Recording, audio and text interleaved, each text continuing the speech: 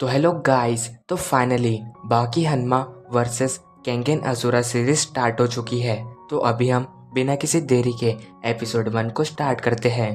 तो एपिसोड की शुरुआत में हम देखते हैं कि बाकी ब्रिज के ऊपर रनिंग कर रहा होता है और वही उस ब्रिज के दूसरी ओर हम ओमा को देखते हैं। वही वो भी रनिंग कर रहा होता है एंड जैसे ही वो दोनों एक दूसरे के अपोजिट में पहुंचते हैं तो सब कुछ रुक जाता है। उन दोनों की नजरें एक दूसरे से मिलती है और ये देख के वो दोनों वहीं पे ही रुक जाते हैं। फिर वही हम देखते हैं कि वहाँ की सारी जगह हिलने लगती है। सारे लोग ये देख के बहुत ही घबराने लगते हैं क्योंकि उन्हें नहीं समझ रहा होता कि यहाँ पे हो क्या रहा है। पर हमें ये पता है कि ये क्यों हो रहा है, क्योंकि वो दोनों एक में के आमने सामने खड़े हैं। फिर तभी वहाँ पे यामासीता आता है जो ओमा से कहता है मुझे लग रहा है कि भूकंप आ रहा है।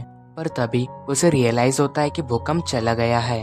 तो ये सुन के ओमा बाकी की ओर देखने लगता है पर बाकी वहां से जा चुका होता है, जिसपे यामासीता कहता है आप किसे देख रहे हो।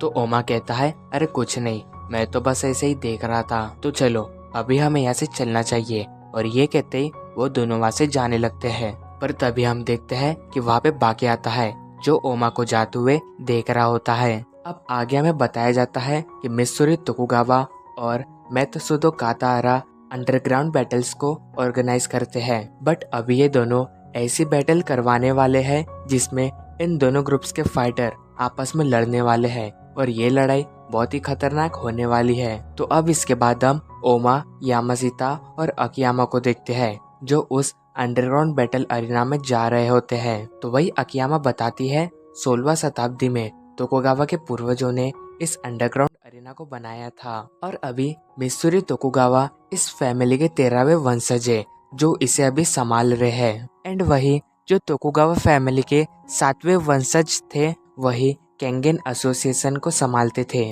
मगर छोटी उम्र में किसी रीजन की वजह से उनकी डेथ हो गई, जिसके बाद काताहारा उसे संभालते हैं। तो अकियामा की ये बात सुन के यामासीता कहता है यानी कि तोकुगावा फैमिली ने इन दोनों ऑर्गेनाइजेशन को बनाया है। इसका मतलब दो भाई अपनी ऑर्गेनाइजेशन को आज आपस में लड़वाने वाले हैं। जिसपे ओमा कहता है हाँ, ये बात पहले ही हो चुकी है। काताहारा ने तोकुगावा के साथ ये पहले ही डिसाइड किया था कि इन दोनों ऑर्गेनाइजेशन की फाइट आपस में करवानी चाहिए। तो ये सुन के यामासीता कहता है क्या उन दोनों ने ये डिसीजन पीते हुए किया था? फिर वही ओमा कहता है मुझे ये नहीं समझ रहा कि हम उनके अंडरग्राउंड अरीना में क्यों जा रहे हैं। जिसपे यामासीता कहती है इसके पीछे एक रीजन है। बहुत समय पहले अंडरग्राउंड मार्शल आर्ट्स अरीना से किंगन एसोसिएशन में एक फाइटर को बुलाया गया था। फिर वही हम कात्सुमी को देखते हैं जो यही बात बता रहा होता है कि बहुत समय पहले मेरे डैड को किंगन एसोसिएशन से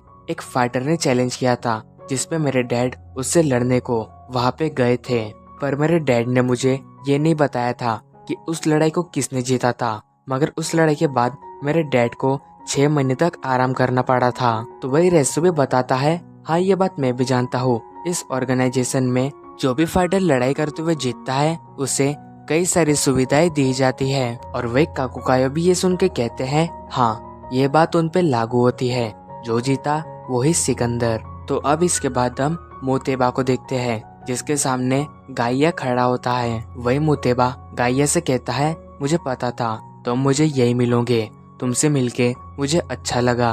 जिसपे गाइया कहता है मुझे भी तुमसे मिलके अच्छा लगा। फिर वही मोतेबा भी वहाँ पे खड़ा हो जाता है और कहता है हाँ, मैं भी यहाँ पे इसीलिए आया हूँ, पर मुझे ये बात नहीं समझ रही कि हमारे यहाँ पे जरूरत क्यों है, क्योंकि अंदर में ऐसे लोग हैं जो कि मॉन्स्टर के बराबर है, उन्हें किसी भी सिक्योरिटी की जरूरत नहीं पड़ती है। वही ये सुन के गाइया कहता है हाँ, मुझे भी कुछ ऐसा ही लगता है। तो अब इसके बाद हम अरीना को देखते हैं जहाँ पे डोपोरोची बैठा होता है। पर तभी कोई उससे कहता है ओए बुड्ढे, तू यहाँ पे क्या कर रहा है? तो ये सुनकर डोपोरोची कहता है तुम्हें किसी ने तमीज नहीं सिखाई क्या? और ये कहती वो उसे एक जोरदार पंच मारता है, मगर तभी वो रुक जाता है और उस पर्सन से कहता है फिक्र मत करो, मैं तुम्हें कुछ नहीं करूंगा, तुम्हारी ये जो गंदी जबान है ये तुम्हें तुम्हारे बाप से ही मिली है। फिर वही वो लड़का डोपोरोची से कहता है मेरे डैड हमेशा ही आपकी तारीफ करते हैं। जिस पर डोपोरोची कहता है लेकिन मैं तुम्हारे डैड की तारीफ नहीं करता हूँ। फिर तभी हम रायन होल्ड और ओलिवा को देखते हैं जो एक दूसरे की बॉडी की तारीफ कर रहे होते हैं। वही रायनहोल्ड ओलिवा से पूछता है, तुमने इस तरीके की बॉडी कैसे बनाई, मुझे भी इसका राज बताओ। जिसपे ओलिविया कहता है, अगर तुम्हें ऐसी बॉडी बनानी है तो तुम्हें उड़ते हुए हेलीकॉप्टर को खींचना पड़ेगा, और मुझे ये बताओ कि तुमने भी इतनी अच्छी बॉडी कैसे बनाई है। तो रायनहोल्ड बताता है, तुम V50X कार को फुल स्पीड में खींच के ऐसी बॉडी बना सकते हो, लगता है एक बार मुझे ये ट्राई करना पड़ेगा। फिर तभी हम शिबुकावा को देखते हैं,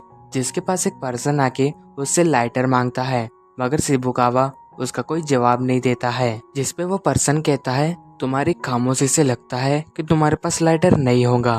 तो अब हम केंगन एसोसिएशन के कुछ फाइटर्स को देखते हैं। तो वही एडम कहता है, क्या मजाक है, यहाँ पे जीतने पे कोई भी इनाम नहीं मिलता है। जिसपे काउलोन कहता है, यहाँ पे सारे फाइटर्स बस अपनी ताकत को आजमाने आते हैं और वही उन लोगों का इनाम रहता है। फिर वही साकेबाया से कहता है, तुम लोग अपनी बड़बड़ बंद करो और सामने देखो, उन लोगों के चेहरे कितने अजीब दिख रहे हैं। तो उसकी ये बात सुन के उसके साथ वाले उसके चेहरे को देखने लगते हैं। जिसपे साकेबाया से कहता है, अरे तुम लोग मुझे क्यों देख रहे हो, जरा उस पीले बाल वाले को देखो, वो कितना अजीब दिख रहा है। वही ये सुन के एडम कहता है, उसे देख के तो लग रहा है कि वो कोई गली का गुंडा है।